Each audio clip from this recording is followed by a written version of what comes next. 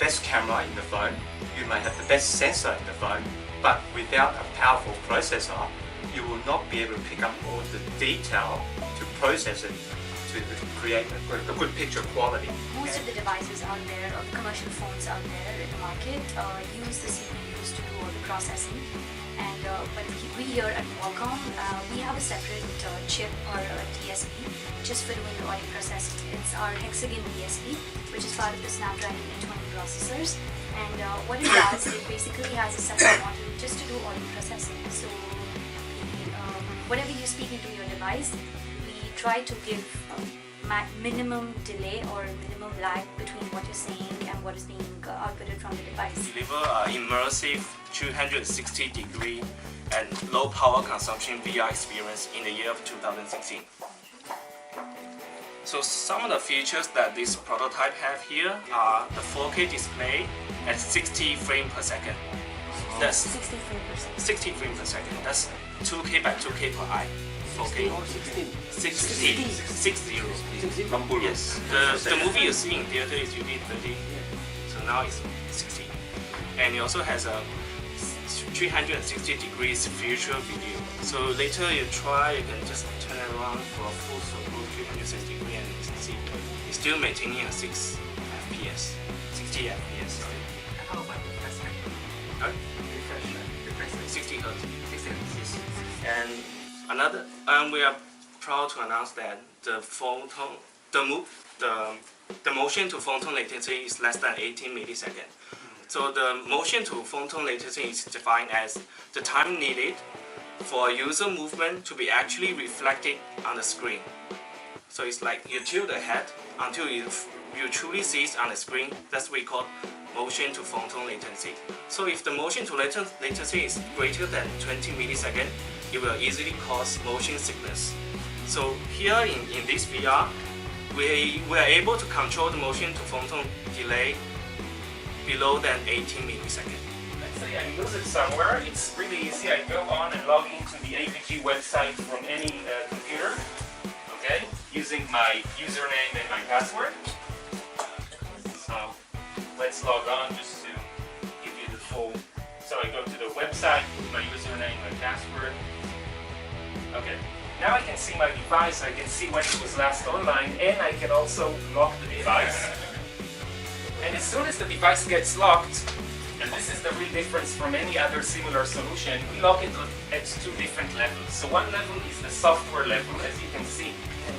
The user interface is locked, so if I'm a thief or someone that has the device, I cannot use it. Secondly, we also lock it at the hardware level, which means that many of the components in the Snapdragon are physically degraded or deactivated. So for example, there is no longer any network connectivity because the modem has been shut down. If I try to make any phone call, it doesn't allow it. Only emergency calls are allowed while in this state.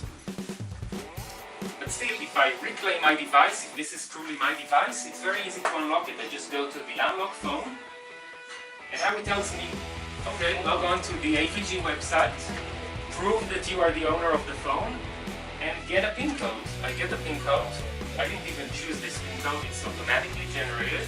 And as soon as I enter this PIN code, 542, it changes every time. 6748.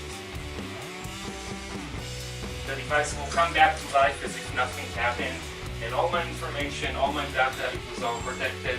Now it's connected back to the network. Okay. So this is a safe switch. I have a question on behalf of that. Actually, my question. So what is the difference our solution of a safe switch with the device manager of Google? And second question, what happens if someone stole that one and then root the device? Okay, great question. So to answer the second question, I'm going to turn on the protection again and show you what happens if someone tries to root the device. That's a good question, and that also chimes into the first question of how is this different from Android Device Manager.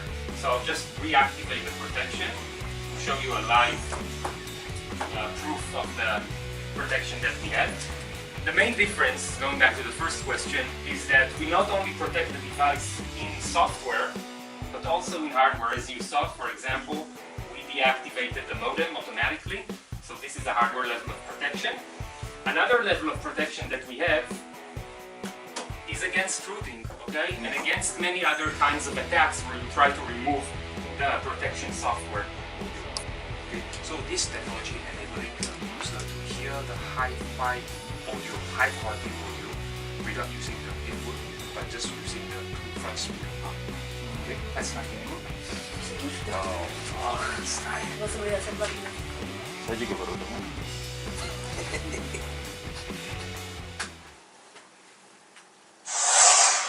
This is the immersive audio experience. Let's check this one out. See that? The sound is like moving from multi-channel headphones. So to amplify this immersive audio experience, so this powerful microphone actually also comes with dual speaker amplifier.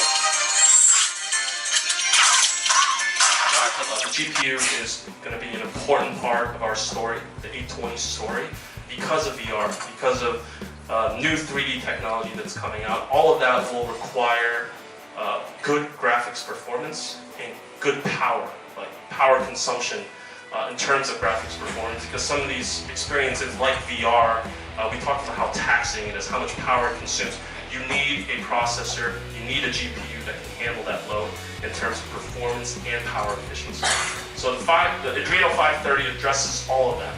And not only does it improve performance over the Adreno 430, which was in the Snapdragon 10 by 40% and 40% power savings, but we are also supporting the latest APIs. So APIs such as OpenCL, OpenGL ES 3.1, DirectX, and the latest Google Vulkan APIs. How many people here have counted cores or have been told by a Taiwanese chip company that the number of cores really matter? Okay. Does it matter? Okay. Well, let me just give you an example. Asking how many cores you have in your smartphone, CPU cores. That's not even the whole application processor. It's 15% of it. How many CPU cores you have is a measure of your smartphone goodness.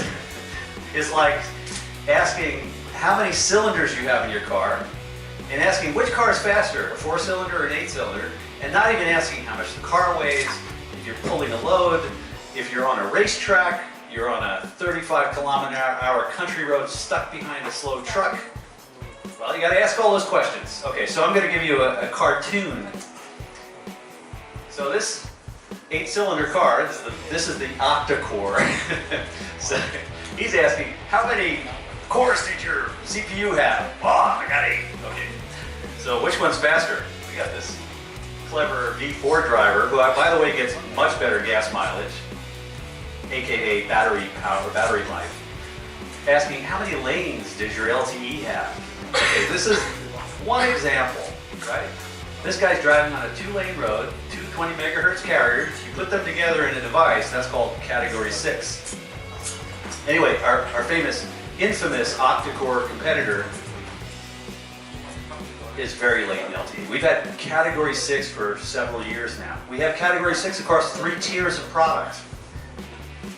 This car is going to be a lot faster because it can use both lanes. It can drive around slow-moving traffic. That's essentially what you get when you have Category 6 versus Category 4. So, answer is, this car is much faster.